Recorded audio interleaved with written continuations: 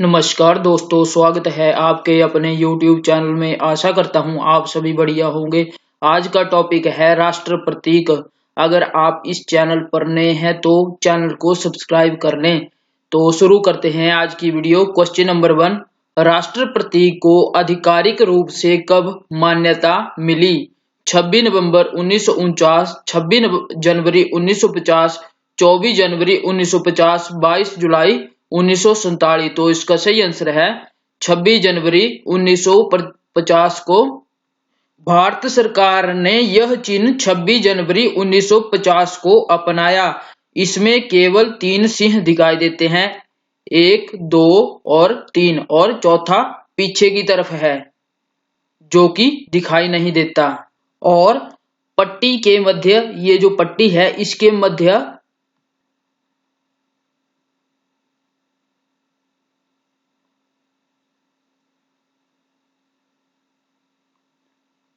दाईं साइड सांड है और बाईं साइड घोड़ा है, और दाएं और बाएं अन्य चक्रों के छोरे हैं, अन्य चक्रों के किनारे हैं, छोरों पर किनारे हैं। साइड में ये जो दिखाई दे रहे हैं ये अन्य चक्र हैं। और सबसे नीचे लिखा है सत्यमेव जयते, जो कि देवनागरी लिपि में अंकित है, और ये मुंडकोपनिषद से लिया गया है। और सत्यमेव का अर्थ होता है सत्य की ही विजय होती है। और 26 जनवरी 1950 को संविधान की आत्मसात किया गया था, जिसके तहत भारत के लोकतांत्रिक और सर्वप्रभु गणतंत्र और 26 जनवरी को गणतंत्र दिवस के रूप में भी मनाया जाता है। गणतंत्र दिवस को मनाने की परंपरा किसने शुरू की थी? तो सबसे पहले डॉक्टर राजेंद्र प्रसाद, जो कि पहले राष्ट्रपति थे, उन्होंने 26 जनवरी 1950 को 21 तोपों की सलामी के साथ ध्वजारोहण करा, और इसके बाद इसको गणतंत्र दिवस के रूप में मनाया जाता है। नेक्स्ट क्वेश्चन है, राष्ट्रीय प्रतीक कहां से लिया गया है? सारनाथ स्थित अशोक स्तंभ से, पटना स्थित संग्रहालय से, कोलकाता स्थित संग्रहालय से, गया स्थित बौद्ध विहार से। तो इसका सही आंसर है सारनाथ स्थित अशोक स्तंभ से राष्ट्रीय प्रतीक लिया गया है। अशोक स्तंभ मौर्य साम्राज्य के शासन महान सम्राट अशोक द्वारा सारनाथ में बनाए गए स्तंभ से लिया गया है, और इस स्तंभ में 4 शेर हैं जो कि एक दूसरे के पीछे हैं। नेक्स्ट क्वेश्चन है, सत्यमेव जयते राष्ट्र प्रतीक में कहां अंकित होता है? सबसे ऊपर सिंहों के बीच में, सबसे नीचे धर्म चक्र के ऊपर। तो इसका सही आंसर है सबसे नीचे। सत्यमेव जयते भारत का राष्ट्रीय आदर्श वाक्य है, जिसका अर्थ होता है सत्य की सदैव जीत विजय होती है। यह भारत के राष्ट्रीय प्रतीक के नीचे देवनागरी लिपि में अंकित है। सत्यमेव जयते को राष्ट्र पटल लाने और उसका प्रचार करने में पंडित मदन मोहन मालवीय का महत्वपूर्ण भूमिका है। भारतीय राज्य उत्तर प्रदेश के वाराणसी के निकट स्थित सारनाथ में 250 ईस्वी पूर्व में मौर्य सम्राट अशोक द्वारा बनाए गए सिंह स्तंभ के शिखर से यह लिया गया है। नेक्स्ट क्वेश्चन है, राष्ट्र प्रतीक में सिंहों की कितनी संख्या है? 3, 4, 2, 1। तो इसका सही आंसर है 4। सिंहों की 4 सिंह हैं जो एक दूसरे के पीछे हैं। 3 दिखाई देते हैं और 1 दिखाई नहीं देता, जो कि एक के पीछे छुपा है। नेक्स्ट क्वेश्चन है, राष्ट्रीय प्रतीक सारनाथ स्थित अशोक स्तंभ से क्या निकाल दिया गया है? तो इसमें बताना है कि राष्ट्रीय प्रतीक सारनाथ अशोक स्तंभ से क्या निकाला है। दौड़ता हुआ घोड़ा, 1 सिंह, 1 हाथी, घंटी नुमा कमल। तो इसका सही आंसर है घंटी नुमा कमल निकाल दिया गया है। यह 26 जनवरी 1950 भारत सरकार द्वारा अपनाया गया था। केवल 3 सिंह दिखाई देते हैं, 3 शेर दिखाई देते हैं और चौथा छिपा हुआ है, और चक्कर केंद्र में दिखाई देता है। सांड उसके दाईं साइड है और बाईं साइड घोड़ा, और अन्य चक्कर बाहरी रेखा बिल्कुल दाहिने और बाईं छोर पर है। घंटी के आकार का कमल छोड़ दिया गया है और प्रतीक के नीचे सत्यमेव जयते जो कि देवनागरी लिपि में लिखा गया है और इसको मुंडकोपनिषद से लिया गया है। नेक्स्ट क्वेश्चन है, राष्ट्रीय पंचांग किस संवत पर आधारित है? विक्रम संवत, शक संवत, अशोक संवत। तो इसका सही आंसर है ऑप्शन नंबर बी, शक संवत। भारत का जो राष्ट्रीय पंचांग है वो शक संवत पर आधारित है और 22 मार्च 1957 को शक पंचांग को ग्रिगोरियन कैलेंडर के साथ इसको राष्ट्रीय पंचांग को अपनाया गया था। और इसका जो उद्देश्य था वो क्या था? भारत का राजपत्र और आकाशवाणी द्वारा समाचार प्रसारण और भारत सरकार द्वारा जारी कैलेंडर लोक सदस्यों को संबोधित सरकारी सूचनाएं प्रदान करना। और इसमें चैत्र में 22 मार्च को, जबकि लीप वर्ष में 21 मार्च को होता है। नेक्स्ट क्वेश्चन है, शक संवत पर आधारित भारत का राष्ट्रीय पंचांग कब अपनाया गया? 22 मार्च 1957 को, 15 अगस्त 1947 को, 26 जनवरी 1950 को, 26 नवंबर 1950 को। तो इसका सही आंसर है 22 मार्च 1957 को शक संवत अपनाया गया था और इसको ग्रिगोरियन कैलेंडर के साथ राष्ट्रीय पंचांग के रूप में अपनाया गया था। और 15 अगस्त 1947 को देश आजाद हुआ था अंग्रेजों के चंगुल से। और 15 अगस्त 1947 के दिन भारत के प्रथम प्रधानमंत्री जवाहरलाल नेहरू ने दिल्ली के लाल किले में लाहौरी गेट के ऊपर भारतीय राष्ट्रीय ध्वज फहराया था। और 26 जनवरी 1950 को क्या हुआ था? 26 जनवरी 1950 को संविधान को आत्मसात किया गया था और जिसके तहत भारत देश को एक लोकतांत्रिक और संप्रभु गणतंत्र देश घोषित किया गया था। 26 जनवरी 1950 को गणतंत्र दिवस के रूप में भी मनाया जाता है। और 26 नवंबर 1950 को क्या हुआ था? 26 नवंबर 1950 को कॉन्स्टिट्यूशन डे मनाया गया था। 26 नवंबर को ही 1949 में भारत की संविधान सभा ने अपने संविधान को अपनाया था और हालांकि उसको 26 जनवरी 1950 में लागू किया था। और इसमें हर साल 26 नवंबर को कॉन्स्टिट्यूशन डे मनाया जाता है। नेक्स्ट क्वेश्चन है, भारतीय पंचांग का प्रथम माह कौन सा है? फाल्गुन, चैत्र, बैसाख, माघ। तो इसका सही आंसर है चैत्र माह प्रथम। जो चैत्र माह है वो 29 मार्च से 27 अप्रैल तक होता है। 2021 में हुआ था। पहला होता है चैत्र, दूसरा होता है पौष, तीसरा होता है फाल्गुन, चौथा होता है भाद्रपद और इसकी जो चंद्रमा की कला होती है उसके अनुसार माह के दिनों की संख्या पर निर्धारित होता है। पंचांग को 22 मार्च 1957 को अपनाया था। भारत का जो राजपत्र आकाशवाणी द्वारा प्रसारित समाचार और भारत सरकार द्वारा जारी कैलेंडर के साथ प्रयोग किया है। और इसके जो महीने हैं वो कौन कौन से हैं? चैत्र, बैसाख, ज्येष्ठ, आषाढ़, श्रावण, भाद्रपद, आश्विन, कार्तिक और मार्गशीर्ष, पौष, माघ और फाल्गुन। नेक्स्ट क्वेश्चन है, भारतीय पंचांग का अंतिम माह कौन सा है? चैत्र, पौष, फाल्गुन, माघ। तो इसका सही आंसर है फाल्गुन। जो फाल्गुन है वो फरवरी से मार्च तक होता है। जो चैत्र होता है वो मार्च से अप्रैल, बैसाख अप्रैल से मई, ज्येष्ठ या ज्येष्ठ भी बोलते हैं इसको, मई, जून और आषाढ़ इसको जून, जुलाई, श्रवण, श्रवण को बोलते हैं सावन महीना, जुलाई और अगस्त।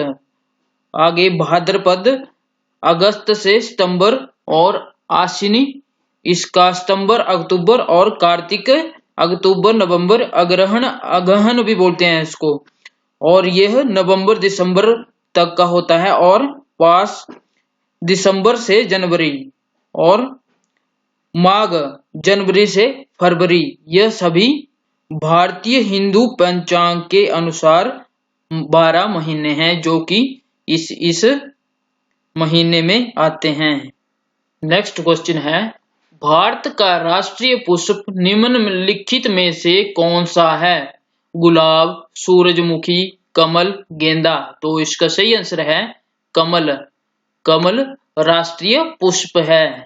पौराणिक कथाओं में कमल का बहुत महत्व था और यह देवी लक्ष्मी का फूल होने के साथ साथ धन, वैभव और उर्वरता का प्रतीक है। और यह गंदे पानी में उगता है और इसके लंबे सिर पर फूल लगा रहता है। और जो कमल का फूल है वो अशुद्धता से अछूता रहता है और यह पवित्रता, उपलब्धि, लंबे जीवन और अच्छे भाग्य का प्रतीक माना गया है। नेक्स्ट क्वेश्चन है, भारत का राष्ट्रीय पशु कौन सा है? हाथी, शेर, बाघ, बैल। तो इसका सही आंसर है बाघ। भारत का राष्ट्रीय पशु बाघ है। बाघ को जंगल का राजा कहा जाता है और यह भारत के समृद्ध वन्य जीवन को दर्शाता है। शक्ति और फुर्ती बाघ बुनियादी पहलू है और भारत में बाघों को बचाने के लिए प्रोजेक्ट टाइगर शुरू किया गया है। सन 1973 में बंगाल टाइगर को राष्ट्रीय पशु भी घोषित किया है। बाघ से पहले शेर भारत का राष्ट्रीय पशु था। नेक्स्ट क्वेश्चन है, राष्ट्रगीत सर्वप्रथम गाया गया? 1896 में कांग्रेस अधिवेशन में, 1900 में कांग्रेस अधिवेशन में, 1904 में कांग्रेस अधिवेशन में, 1911 कांग्रेस अधिवेशन में। तो इसका सही आंसर है 1896 ईस्वी में कांग्रेस अधिवेशन में राष्ट्रगीत सर्वप्रथम गाया गया। यह गीत स्वतंत्रता की लड़ाई में लोगों के लिए प्रेरणा का स्रोत था। वंदे मातरम को लेकर आज भी बेहद खास है क्योंकि 28 दिसंबर को ही के दिन कलकत्ता में साल 1896 में भारतीय राष्ट्रीय कांग्रेस के अधिवेशन में पहली बार गाया गया था। और जो राष्ट्रगीत है वो बंकिम चंद्र चट्टोपाध्याय द्वारा लिखा गया है। राष्ट्रगीत को किस गांव में लिखा गया था? तो ये है कांतलपाड़ा गांव है जो कि बंगाल के हैं। बंगाल में जो कांतलपाड़ा है वो एक नाम पे इस गांव में ये गीत लिखा था। जो राष्ट्रगीत है वो पहले 2 पद संस्कृत में और बाकी पद बांग्ला भाषा में थे और सर्वप्रथम 1896 में इसको कलकत्ता अधिवेशन में गाया गया था। और राष्ट्रगीत को अंग्रेजी में अनुवाद किसने किया था? अरबिंदो घोष ने, और उर्दू में आरिफ मोहम्मद खान ने। और राष्ट्रगीत का दर्जा 24 जनवरी 1950 को इस गीत को प्रथम 2 पदों को राष्ट्रीय गीत का दर्जा प्राप्त हुआ था भारतीय संविधान के द्वारा। और बंग भंग आंदोलन के दौरान वंदे मातरम जो राष्ट्रीय नारा बन गया था। और रविंद्रनाथ टैगोर ने पहली बार वंदे मातरम को बंगाली शैली में लय और संगीत के साथ गाया था। नेक्स्ट क्वेश्चन है, भारत के राष्ट्रगीत वंदे मातरम के रचयिता कौन है? रविंद्रनाथ टैगोर, राम प्रसाद बिस्मिल, अरविंद घोष, बंकिम चंद्र चट्टोपाध्याय। तो इसका सही आंसर है बंकिम चंद्र चट्टोपाध्याय इसके वंदे मातरम के रचिता है। जो बंकिम चंद्र चट्टोपाध्याय है, इनका जन्म 27 जून 1838 में नौहाटी बंगाल में हुआ था और इनकी मृत्यु 8 अप्रैल 1894 जो कि 55 वर्ष की आयु में इनकी मृत्यु हो गई थी कोलकाता बंगाल में। और इनकी जो भाषा थी वो बंगला और अंग्रेजी थी और इनकी जो शिक्षा थी वो कलकत्ता विश्वविद्यालय से हुई थी और इनका जो व्यवसाय था वो लेखक, कवि, उपन्यासकार, निबंधकार, पत्रकार और राजनेता थे। नेक्स्ट क्वेश्चन है, राष्ट्रगीत वंदे मातरम किस पुस्तक का अंश है? आनंद मठ, गीतांजलि, सत्यार्थ प्रकाश, कामिनी। तो इसका सही आंसर है आनंद मठ वंदे मातरम की पुस्तक का अंश है। जो वंदे मातरम गीत है आनंद मठ पुस्तक से लिया गया है। वंदे मातरम बंकिम चंद्र जी चट्टोपाध्याय द्वारा 1882 में लिखित उपन्यास आनंद मठ से ली गई एक कविता है। नेक्स्ट क्वेश्चन है, राष्ट्रगीत को सर्वप्रथम किसने स्वरबद्ध किया? Pannalal Ghosh, Yadunath Bhattacharya, master Ganpat Singh, AR Rahman. तो इसका सही आंसर है यदुनाथ भट्टाचार्य ने राष्ट्रगीत को सर्वप्रथम स्वरबद्ध किया। यदुनाथ भट्टाचार्य विष्णुपुर घराने के प्रसिद्ध संगीतकार थे। वे जदू भट्ट नाम से प्रसिद्ध हुए और वंदे मातरम की धुन उन्होंने तैयार की थी। और यदुनाथ भट्टाचार्य रविंद्रनाथ ठाकुर के संगीत के गुरु भी थे और पंचकोट के राजाओं ने उन्हें रंगनाथ से भी विशुद्ध किया था। नेक्स्ट क्वेश्चन है, राष्ट्रगान प्रथम बार कांग्रेस के किस अधिवेशन में गाया गया था? लाहौर अधिवेशन 1929 में, कलकत्ता अधिवेशन 1911 में, सूरत अधिवेशन 1907 में, दिल्ली अधिवेशन 1947 में। तो इसका सही आंसर है कलकत्ता अधिवेशन 1911 में गाया गया था। 1911 में भारतीय राष्ट्रीय कांग्रेस के कलकत्ता अधिवेशन के दौरान पहली बार जन गण मन को गाया गया था। इसे रविंद्रनाथ टैगोर ने लिखा था और राष्ट्रगान को गाकर पूरा उसमें जो समय लगता है वो 52 सेकंड तय किया गया है। नेक्स्ट क्वेश्चन है, भारतीय झंडे के मध्य में अंकित चक्र का रंग कैसा है? हरा, नीला, सफेद, काला। तो इसका सही आंसर है नीला। जो चक्र है उसके बीच का रंग नीला है। नीले रंग को कहा गया है आकाश, महासागर और सार्वभौमिक सत्य को यह नीला रंग दर्शाता है। नेक्स्ट क्वेश्चन है, राष्ट्रीय ध्वज में हरा रंग किसका प्रतीक होता है? सत्य का, समृद्धि का, त्याग का, वीरता का। तो इसका सही आंसर है समृद्धि का प्रतीक होता।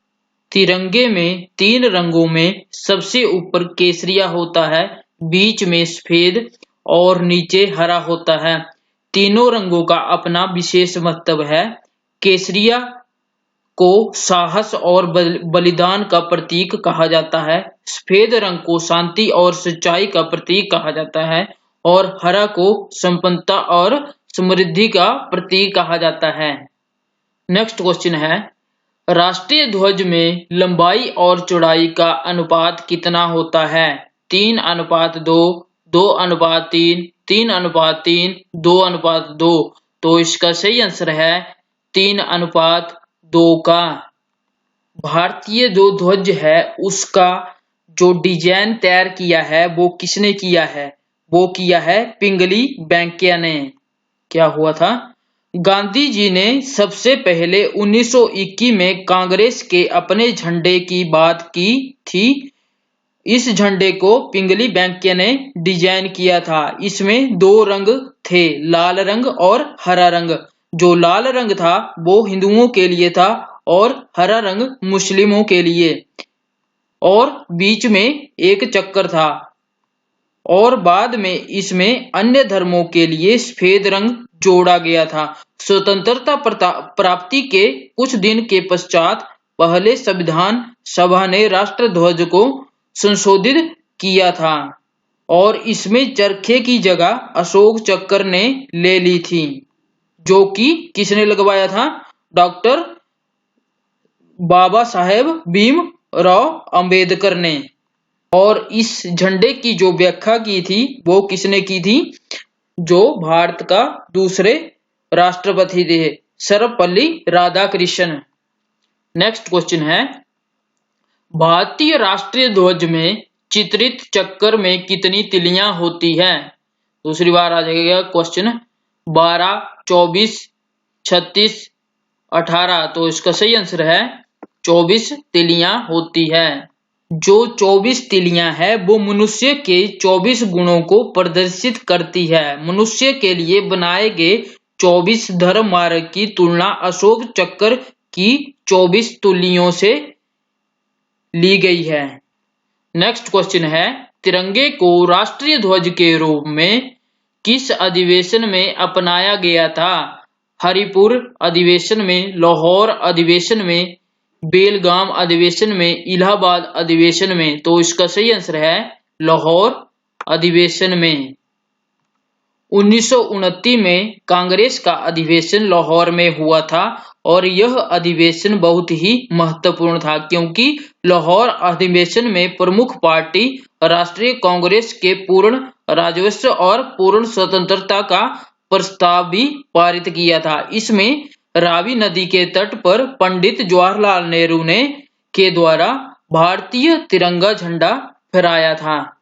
नेक्स्ट क्वेश्चन है, निम्न में से किस स्मारक पर वर्ष भर राष्ट्रीय ध्वज फहराने की व्यवस्था की गई है?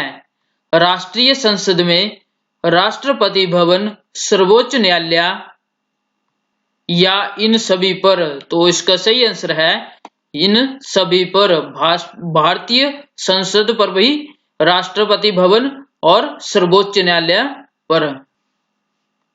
नेक्स्ट क्वेश्चन है, राष्ट्रीय ध्वज सफेद रंग किसका प्रतीक है? शांति का, वीरता का, त्याग का, अहिंसा का? तो इसका सही आंसर है शांति का प्रतीक सफेद रंग है। और केसरिया रंग साहस और बलिदान का, और हरा रंग संपन्नता और समृद्धि का। नेक्स्ट क्वेश्चन है, हमारे राष्ट्रीय ध्वज के माध्यम से स्थित धर्म चक्र की 24 तिलियां किसको प्रदर्शित करती है? 24 वर्षों को, 24 दिनों को, 24 महीनों को, 24 घंटों को? तो इसका सही आंसर है 24 घंटों को। 24 तिलियां मनुष्य के 24 गुणों को प्रदर्शित करती है। मनुष्य के लिए बनाए गए 24 धर्म मार्ग की तुलना अशोक चक्र की 24 तिलियों से लिए गए हैं। नेक्स्ट क्वेश्चन है, हमारे राष्ट्र प्रतीक पर अंकित हाथी, घोड़े एवं सांड आदि पशुओं का संबंध किसके जीवन से है? महावीर, महात्मा बुद्ध, अशोक, कनिष्क? तो इसका सही आंसर है महात्मा बुद्ध से। महात्मा बुद्ध के बारे में जानते हैं थोड़ा सा। उसका महात्मा बुद्ध का जन्म 563 ईसा पूर्व में हुआ था और यह कपिल वस्तु के निकट लुम्बिनी में 563 में हुआ था। और उनके पिता का नाम सुशोधन था और वो शाक्य गण के प्रधान थे। और गौतम बुद्ध को शाक्य मुनि भी कहा जाता है। और उनकी माता महामाया थी और वो कोलीय वंश की थी। और गौतम बुद्ध थे माता थी जो महामाया थी, कोलीय वंश की थी। और गौतम बुद्ध था, उनके बचपन का जो नाम था वो सिद्धार्थ था। सिद्धार्थ का अर्थ है जिसकी आकांक्षाएं पूरी हो चुकी हो। और गौतम बुद्ध को लाइट ऑफ एशिया भी कहा जाता है। और उन्होंने क्या किया था? 29 वर्ष की आयु में उन्होंने गृह त्याग दिया था। और बाद में इन्होंने क्या किया कि जब इनकी मृत्यु हुई, उन्होंने अंतिम दिन पावापुरी में एक चुंद नामक लोहार के यहाँ दिन बिताए थे। और उन्होंने सूअर का मांस ग्रहण किया, जिससे इनको डायरिया हो गया। डायरिया होने के बाद 483 ईसा पूर्व में उनकी मृत्यु हो गई थी कुशीनगर में। 80 वर्ष की आयु में उन्होंने अपना शरीर त्याग दिया था। महात्मा बुद्ध ने अपना पहला धर्म परिवर्तन किस स्थान पर दिया था? वो सारनाथ स्थान पर दिया था। और 6 वर्षों की कठिन तपस्या और साधना के पश्चात 35 वर्ष की अवस्था में वैशाख पूर्णिमा की रात्रि को एक पीपल के वृक्ष के नीचे गौतम बुद्ध को ज्ञान प्राप्त हुआ था। और बात आई अब गौतम बुद्ध के प्रतीक चिन्ह कौन कौन से थे? हाथी, कमल, सांड, घोड़ा, शेर, चक्र, स्तूप और बोधि वृक्ष। जो हाथी था वो गर्भ में आने का प्रतीक था, और कमल जन्म का प्रतीक था, सांड यौवन का प्रतीक था, घोड़ा गृह त्याग का प्रतीक था, और शेर समृद्धि और विकास का प्रतीक था, और जो चक्र था वो प्रथम उपदेश और धर्म चक्र परिवर्तन का प्रतीक था, और स्तूप पर चिन्ह मृत्यु का प्रतीक था, जिसे महापरिनिर्वाण भी कहते हैं। बोधि वृक्ष जो कि संबोधि और महाबोधि का प्रतीक था। जो बोध गया था वो निरंजना नदी के किनारे पर स्थित है। जो निरंजना नदी है उसका अब नाम बदलकर फाल्गु नदी कर दिया गया है, जो कि 2 छोटी धाराओं से मिलकर बनी है, निरंजना एवं मोहना अब फाल्गु कहलाती है। नेक्स्ट क्वेश्चन है, सत्यमेव जयते कहां से लिया गया है? तो मैंने पहले भी बताया आपको, मुंडको उपनिषद से लिया गया, तो इसका सही आंसर है option number A. Next question है, भारत में राष्ट्रगान प्रथम बार कब गाया गया? 27 दिसंबर 1911, 26 जनवरी 1910, 15 अगस्त 1946, 26 जनवरी 1946। तो इसका सही आंसर है 27 दिसंबर 1911 को प्रथम बार राष्ट्रगान गाया गया था। राष्ट्रगान के जो रचयिता है वो रविंद्रनाथ टैगोर हैं, और यह प्रथम बार राष्ट्रीय कांग्रेस कलकत्ता अधिवेशन में गाया गया था। नेक्स्ट क्वेश्चन है, भारत के राष्ट्रगान को आधिकारिक मान्यता किस दिन प्राप्त हुई? 24 जनवरी 1950, 15 अगस्त 1947, 26 जनवरी 1950, 26 जनवरी 1949। तो इसका सही आंसर है 24 जनवरी 1950 को।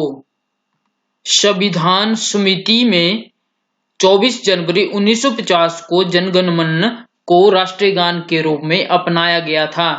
तेलंगाना के जमीकुंटा गांव और हरियाणा में फरीदाबाद जिले में बनकपुर गांव में हर सुबह सामूहिक रूप से राष्ट्रगान गाया जाता है, और इसकी जो अवधि है वो 52 सेकंड है, और इसकी जो प्रथम और अंतिम जो पंक्तियां हैं उसमें लगभग 20 सेकंड का समय लगता है। जब राष्ट्रगान गाया जाता है तो भारतवासियों से अपेक्षा की जाती है कि जिस समय राष्ट्रगान बज रहा हो या फिर गाया जा रहा हो तो उसके सम्मान में सावधान की मुद्रा में खड़े हो जाएं। नेक्स्ट क्वेश्चन है, राष्ट्रगान गाए जाने का निर्धारित समय है। राष्ट्रगान में कितना समय लगता है गाने में? 50 सेकंड, 51.30 सेकंड, 52 सेकंड, 55 सेकंड। तो इसका सही आंसर है 52 सेकंड, और इसकी जो अंतिम और पहली पंक्ति है वो 20 सेकंड में खत्म हो जाती है। नेक्स्ट क्वेश्चन है, निम्न में से कौन से युग्म सही सुमेलित है? भारत का राष्ट्र गीत वंदे मातरम सही है। भारत का राष्ट्रीय फूल गुलाब, तो ये गलत है। भारत का राष्ट्रीय फूल कमल है। भारत का राष्ट्र पशु, तो राष्ट्र पशु क्या है? ये सही है, बाघ है। और भारत का राष्ट्र पक्षी चीलकूट, तो ये गलत है।